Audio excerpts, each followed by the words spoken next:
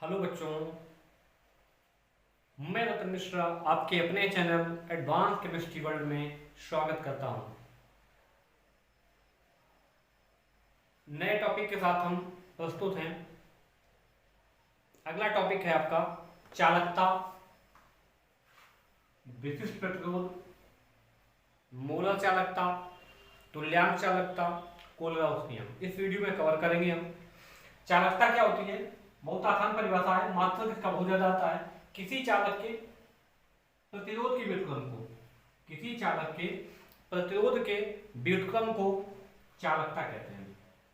इसे सी से सी क्यों, इसको हम कहते हैं कंडक्टेंस। तो कंडक्टेंस से सी उठाया गया, तो कंडक्टेंस मतलब सी से प्रदर्शित करते हैं। सी बराबर होता है 1/r, 1/r। आर क्या है? प्रतिरोध है। मात्रक कैसे निकालेंगे? प्रतिरोध का मात्रक होता है ओम, तो 1/ओम मतलब ओम इनवर्स। इसी को हम कहते हैं मोह कहते हैं, और इसी को हम कहते हैं साइमंस साइमंस एस। विशिष्ट प्रतिरोध, किसी चालक का प्रतिरोध जो होता है वो उसके लंबाई के, चालक की लंबाई के समानुपाती होता है, और अनुप्रस्थ काट के क्षेत्रफल के क्या होता है? व्युत्क्रमानुपाती होता है। प्रतिरोध आर होता है लंबाई के समानुपाती, और अनुप्रस्थ काट के क्षेत्रफल के क्या होता है? व्युत्क्रमानुपाती होता है। आर प्रोपोर्शनल टू हो जाएगा एल अपान ए। एल अपान ए को हम कहते हैं सेल स्थिरांक। क्या कहते हैं? सेल स्थिरांक। तो ये हो जाएगा आर इक्वल टू हो जाएगा रो एल अपान ए। इसका मात्रक क्या हो जाएगा? मात्रक हो जाएगा रो बराबर होगा R A upon L, R A upon L, ये रो हो जाएगा। तो इसका मात्रक हो जाएगा ओम मीटर स्क्वायर। ए मतलब क्षेत्रफल मीटर स्क्वायर बटे लंबाई मीटर में, इसके एक घात से कैंसिल हो जाएगा, तो ये आएगा क्या जाएगा? ओम मीटर। अगला टॉपिक है विशिष्ट चालकता। जिस प्रकार चालकता को क्या लिखते थे? किसी चालक के प्रतिरोध के व्युत्क्रम को क्या कहते हैं? चालकता कहते हैं। ठीक उसी प्रकार विशिष्ट चालकता है किसी चालक के विशिष्ट प्रतिरोध के, किसी चालक के विशिष्ट प्रतिरोध के व्युत्क्रम को क्या कहते हैं? विशिष्ट चालकता कहते हैं। इसको किससे पता करते हैं? कप्पा से पता करते हैं। के फॉर कप्पा से पता करते हैं। कप्पा हो जाएगा 1/रो। कप्पा इक्वल टू हो जाएगा 1/रो। रो इक्वल टू होता है आर ए अपान एल। ये वैल्यू उठा के यहाँ पर रख देंगे तो क्या रहेगा? 1/r। अगर एल की वैल्यू 1 मीटर ले लें और ए की वैल्यू 1 मीटर स्क्वायर ले लें, के इक्वल टू हो जाएगा 1/r। यहाँ से एक परिभाषा और बन सकती है कि यदि चालक की लंबाई 1 मीटर हो, अनुप्रस्थ काट का क्षेत्रफल 1 मीटर स्क्वायर हो, तो जो चालकता होती है वो विशिष्ट चालकता के बराबर होती है। भाई सी बराबर क्या होता है? 1/r। तो यहाँ पर क्या हो जाएगा? सी हो जाएगा। क्या हो जाएगा? 1/r की जगह क्या हो जाएगा? सी हो जाएगा। तो यदि लंबाई 1 मीटर ले ली जाए, अनुप्रस्थ काट के क्षेत्रफल 1 मीटर स्क्वायर हो जाए, तो जो इसका चालकता होगी वो विशिष्ट चालकता के बराबर होगी।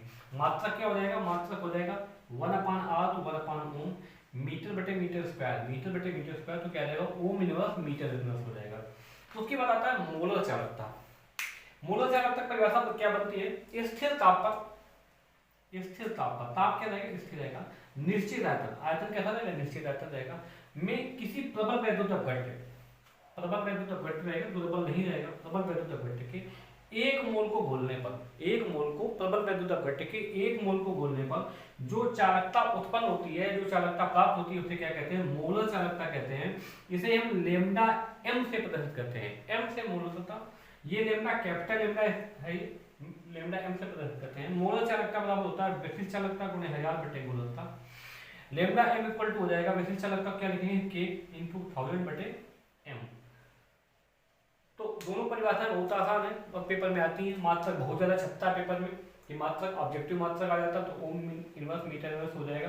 तो विशिष्ट चालकता और मोलर चालकता। विशिष्ट चालकता क्या होता है कि किसी चालक के प्रतिरोध के, किसी चालक के विशिष्ट प्रतिरोध के व्युत्क्रम को क्या कहते हैं? विशिष्ट चालकता कहते हैं। यदि लंबाई को हम 1 मीटर मान लें, अनुप्रस्थ काट में क्षेत्रफल 1 मीटर स्क्वायर हो जाए, तो चालकता जो होती है विशिष्ट चालकता के बराबर हो जाती है। ये पहली परिभाषा बनी। इसका मात्रक ओम इनवर्स मीटर इनवर्स।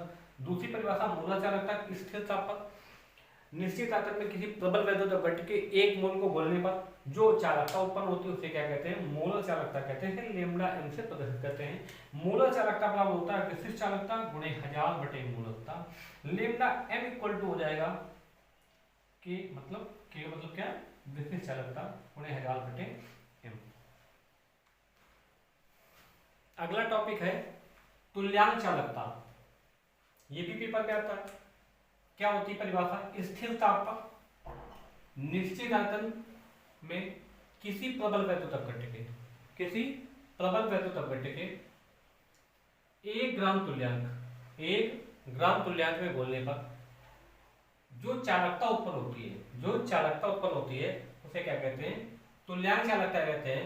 इसे लेमडा EQ से प्रदर्शित करते हैं, लेमडा EQ से प्रदर्शित करते हैं। तुल्यांक चालकता का मतलब होता है विशिष्ट चालकता गुणे 1000 बटे नॉर्मलता। Lambda EQ equal to K into 1000 upon n। मात्रक क्या आ जाएगा, मात्रक है, इसका मात्रक क्या होता है, ओम इनवर्स मीटर इनवर्स, और n का मात्रक हो जाएगा ग्राम तुल्यांक इनवर्स, ऊपर चला जाएगा, ग्राम तुल्यांक इनवर्स हो जाएगा। उसके बाद कोलराउस नियम मोस्ट इंपॉर्टेंट है, कोलराउस नियम बहुत ज्यादा पेपर में आता है। क्या लिखेंगे, इस नियम के अनुसार बहुत ही महत्वपूर्ण नियम है ये। इस नियम के अनुसार अनंत तनुता पर, अनंत तनुता का मतलब क्या होता है कि जो विलयन में विलेय पदार्थ की मात्रा हो बहुत कम हो, अनंत तनुता पर किसी प्रबल वैद्युत अपघट्य की मोलर चालकता उसके आयनों के मोलर चालकताओं के योग के बराबर होती है। मान लो NaCl है, ये प्रबल वैद्युत अपघट्य, जब जल में घुलेगा तो क्या बनाएगा, Na प्लस और Cl माइनस। वैद्युत अपघट्य क्या होते हैं, जो जल में घुलकर 2 आयनों में टूट जाते हैं। तो NaCl वैद्युत अपघट्य प्रबल वैद्युत अपघट्य है, तो जो इसकी मोलर चालकता होगी, ये दोनों आयन है इनके मोलर चालकताओं के योग के बराबर होगी।